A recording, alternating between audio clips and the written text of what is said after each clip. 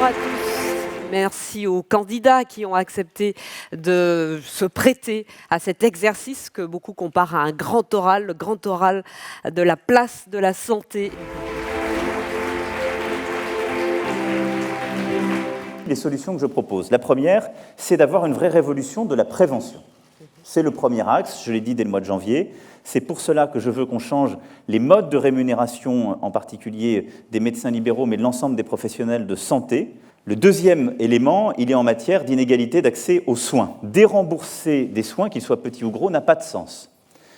Aucun soin utile ne doit être déremboursé, ne sera déremboursé dans le quinquennat. Et pour l'optique, le dentaire et l'audio, je souhaite que d'ici 2022, ce reste à charge soit réduit à zéro par une politique sur laquelle on pourra revenir, de responsabilisation de l'ensemble des acteurs, mais de manière concertée avec les professionnels de santé. On a aujourd'hui un système qui est mal organisé en termes de couverture, parce qu'il y a une forme de déresponsabilisation collective. La sécurité sociale les rembourse très mal, les mutuelles et les assureurs les remboursent un peu, mais pas suffisamment pour les réguler proprement, et donc on a laissé parfois des coûts s'envoler, on n'a pas une vraie transparence, alors qu'on a une couverture qui peut être coûteuse. Donc ce que je propose là-dessus, c'est de mettre davantage de concurrence entre les assureurs, les mutuelles, etc., par des contrats types.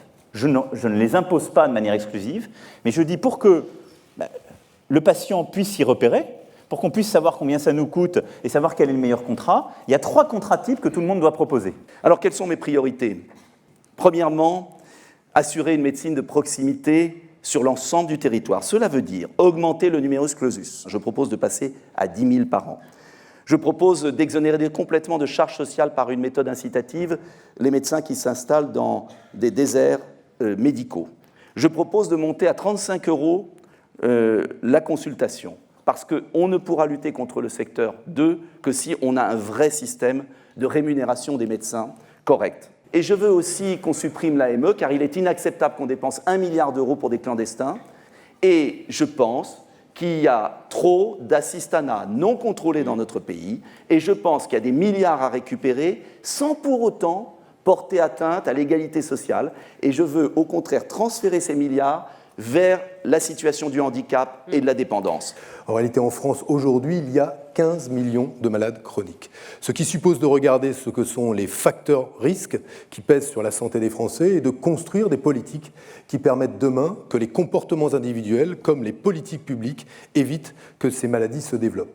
J'insisterai donc sur 5 aspects qui me semblent importants en matière de transition épidémiologique. D'abord, la lutte qu'il faut poursuivre contre les addictions, je pense notamment à l'alcool et au tabac. Il faudra, au-delà de ces addictions, alcool et tabac, considérer la question de l'alimentation. C'est une des raisons pour lesquelles j'ai défendu un grand plan alimentation. Le troisième aspect sur lequel je voudrais insister, c'est la question des perturbateurs endocriniens. Oui, je considère aujourd'hui que toutes ces substances toxiques qui, aujourd'hui, ont des conséquences sur le développement du système hormonal, accélèrent des pubertés précoces, accélèrent les maladies chroniques, oui, il y a là une question de santé publique. Le quatrième aspect sur lequel je voudrais insister, c'est celui des particules fines. Là encore, il y aura des choix à faire en matière de politique publique qui suppose la fin du diesel, c'est-à-dire que plus un seul véhicule diesel ne soit mis en circulation à partir de 2025. Je suis favorable à ce que demain, il puisse y avoir un remboursement par la sécurité sociale d'une activité physique aménagée ou adaptée pour tout malade chronique, dès lors qu'un médecin la prescrit et dès lors que cela améliore le bien-être. Pour notre part, on ne peut pas parler d'assurance maladie si en même temps on n'a pas la discussion sur les accidents du travail, les maladies professionnelles et sur la retraite. Nous avons la responsabilité de soigner le travail. Pour notre part, ça veut dire notamment la modulation des cotisations AT-MP en fonction de l'adoption d'un plan bien-être au travail dans les entreprises. Et puis, la prévention, la maladie la moins chère, de fait, c'est celle qu'on ne développe pas et qu'on ne soigne pas. 10% des dépenses de santé doivent absolument aller dans la prévention. Premièrement, mieux soigner.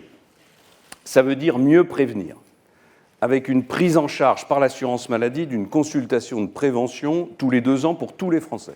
Ça veut dire une meilleure organisation des soins qui permettent de sortir de l'hospitalo-centrisme tout en modernisant notre hôpital public, en donnant toute leur place aux établissements de santé privés et en confortant le rôle de la médecine de ville. Priorité sera donnée à la mise en œuvre des parcours de soins dont le médecin traitant sera l'acteur central. Priorité également à la recomposition de l'offre hospitalière et à la lutte contre les déserts médicaux. Il n'y a pas de fatalité à ce que l'assurance maladie ne couvre que l'hospitalisation et les affectations de longue durée et se désengage des soins courants. Le remboursement à 100% par la sécurité sociale des lunettes pour les enfants sera réalisé.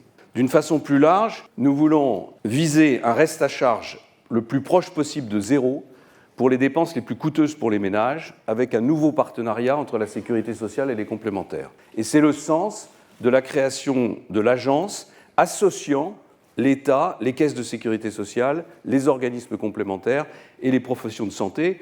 Elle permettra de préparer des accords sur le partage des remboursements entre l'assurance maladie, qui doit rester le pilier du système de santé, mais en lien avec les complémentaires. Et c'est dans ce cadre qu'on pourra mettre à plat les différentes taxes qui touchent les complémentaires. Enfin, je vous le redis avec force, il n'est pas de question de toucher à l'assurance maladie, et encore moins de la privatiser, ni même de baisser son taux d'intervention. Cher Thierry, je sais que toutes les questions que nous voulions aborder n'ont pas pu l'être, mais quand même, on a pas mal avancé ce matin. Quel bilan vous tirez de cette matinée ?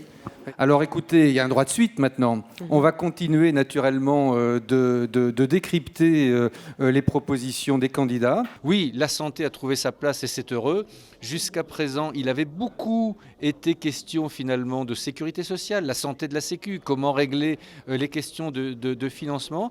Aujourd'hui, avec la même intensité, il a été question de la santé des Français. Il me semble que nous avons entendu des propositions, naturellement qui restent à approfondir, mais des propositions intéressantes qui montrent que les candidats ont vraiment creusé le sujet. Je crois que la Mutualité française, avec placedelasante.fr, y est pour beaucoup.